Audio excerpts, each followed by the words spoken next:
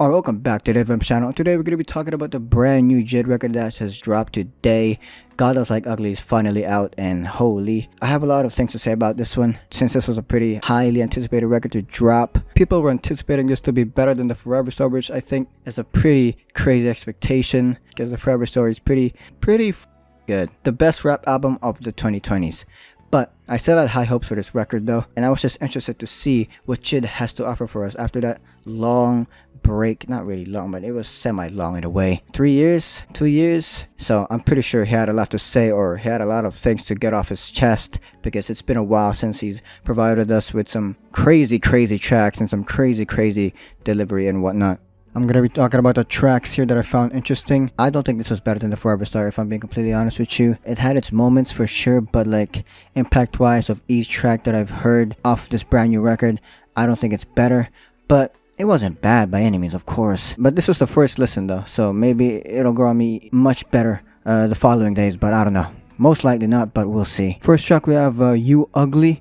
I was surprised by the Westside Gunn addition in this track. He was talking in the background. We sadly had no Westside Gunn verse on this one though. I don't know why. Like, we needed a Westside Gunn verse. Why did y'all just add him to talk in the background? Like, what's the point of that, man? I appreciate him talking and stuff, but hey, I needed more from Gunn. This had decent production though. There are two halves on this one. The first half was accompanied by some great bars. Live from the depths of hell with angel wings that have yet to flail. And fans argue about record sales like they record XX themselves. It's like we're all under a spell, and still I hope this message reaches you well. The devil's outside, angels is in the infield. Instigate a riot, then aiming it at your windshield. It ain't right. What you go and fight, or is you go and sit still. This also had a little beat switch for the second half. And this second half was more focused in a way. It had a better focused production, and instrumentally it was better. It was just more in depth, if I had to choose a word to describe the second half of this track. And also it was more gritty compared to the first one. It was nice. You know, this was a nice tone setter for God Does Like Ugly. So I'm not too mad at that. Next up we have Glory. On this one, the switch when it came to the cadences were nice. It matched the instrumental. I'm not a big fan of rap tracks with this type of sound, or this type of I guess structure, flow sort of thing, format thing. But I think JID did it pretty well. A great motivational talk too on this whole track, so I'm not really complaining about it. I'm not the biggest fan of it though, if I'm being completely honest with you, but I just wanted to say that and give my thoughts on this track specifically. Next up we have Community. Here we have aggressive JID, aggressive JID, the aggressive JID on this one, on the beginning seconds or the beginning minute of this track. It was again accompanied with great bars once more, the usual when it comes to JID, with nice production. It was very soulful sounding. We also had a clips feature. I don't even know what to say anymore, bro. A clips feature in a JID album. Am I even living in the present time? Like, I don't even know. That's insane. We just had clips off their insanely great record, Let God Sort Them Out. Now they're on God Does Like Ugly by JID. They're on the run, man. Anyways, going back to the record, or going back to the track Community, we have Pusha T matching the energy of the track, that classic gritty approach with heavy hitting bars. That's the usual for that boy Pusha T. I'm not even surprised. That man is just delivering whenever he wants to, and he is good at it. What's missing in my hood? I identified. Then I brought white to my hood. I gentrified. We had military arms. We were Semper Fi.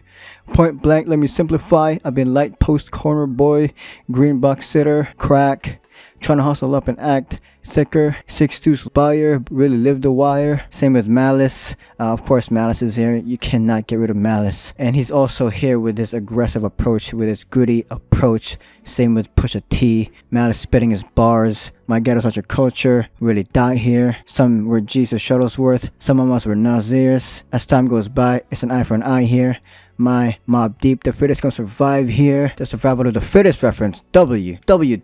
And more bars, more great bars towards the end, and also the piano towards the end was also a great addition. I think it made it more melodic in a way, especially after that Malice barception, bar crazy addition thing. So it was a nice track overall. That's what I want to say for this one. Next up we have GZ. I don't know how to call this. I just say G's. This instrumental was sounding dangerous. JID was feeling demonic on this one. That bass was nasty. It was just including itself every few seconds, which was a nice touch from this track. JID had that "I'm trying to rap this to you clearly" approach. I'm trying to say this to your face, you better listen. And also that flow switch was also cool, with more great bars from JID. Per usual, I feel the anger all the way down to my ankles, trying to keep ahead. So yeah, I keep on in a chamber, putting shit to bed. We are blessed, fed and thankful. Putting shit to bed, he bled tears shed, painful. Turn deception in your brain, you want respect, then give the same. Dealing with some real shit, they faking beef we creating. Call it competition, feel more like it's class participation. Next up we have VCRS. We have some heaven sounding beat on this one, that laid back and focused approach from JID, and we had more quotables on this track. Some straight to the point, in your face from JID. Look, you want a piece of that American pie? Probably humble you. Want that nice crib in the hills? Real comfortable. You're Juliet, I'll be Romeo and Montague. My mama said me fooling around with you is irresponsible. And also that great Vince Sable's edition. I loved it. Absolutely loved it. I absolutely loved it when I first heard it a few hours ago. I was just shocked. My face was just shocked. I was like, yo, who the f is this? Oh, it's Vince Staples, the guy who made one of the best rap albums of the year last year with Dark Times. I loved it. I loved it. I loved it. Next up we have What We On. We had this laid back approach.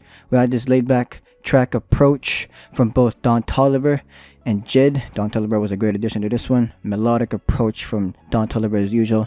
I feel like when it comes to the feature game from Don Toliver, he usually delivers, and I'm not really going to complain with that, since he's consistent with what he's delivering or with what he's trying to portray to us on every track that he's being featured on, which was cool. And also this track was chill. Next up we have Wholeheartedly.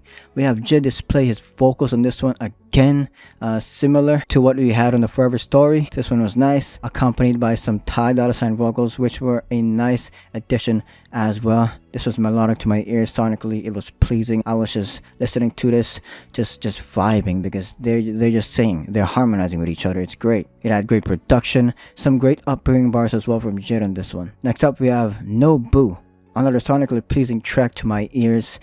It had more chill vocals on this one, some chill beats. This one is great to relax to. I expected a vibe switch towards the latter part of the record, because we know how JID is at the start of the records, that he's usually trying to put out for us. The Never Story, the Forever Story, especially from what we saw in the Forever Story. Next up we have On McAfee, a completely different vibe compared to the other one. We had this gritty JID, a much more gritty JID compared to the gritty JID tracks that came off of this one, which was a few tracks ago. I don't remember the name. But this sounds like the Forever Story throwaway. Like, this was actually crazy, especially with the use of the instrumentals, and the flow was great on this one. Like this was supposed to be like on the deluxe or something. Like this was supposed to be after 2007 was added. That's how I felt with this one. It just sounded like the Forever Story throwaway, and I'm not gonna complain about that because it sounded great and I liked it. Definitely top 5 out of this one, especially with that sudden different vibe approach, because we had like 2 chill tracks prior on McAfee, which I wasn't complaining about as well. Next up we have Off Blue, just a masterclass with words from JID on this 6-minute track. Nothing else to say.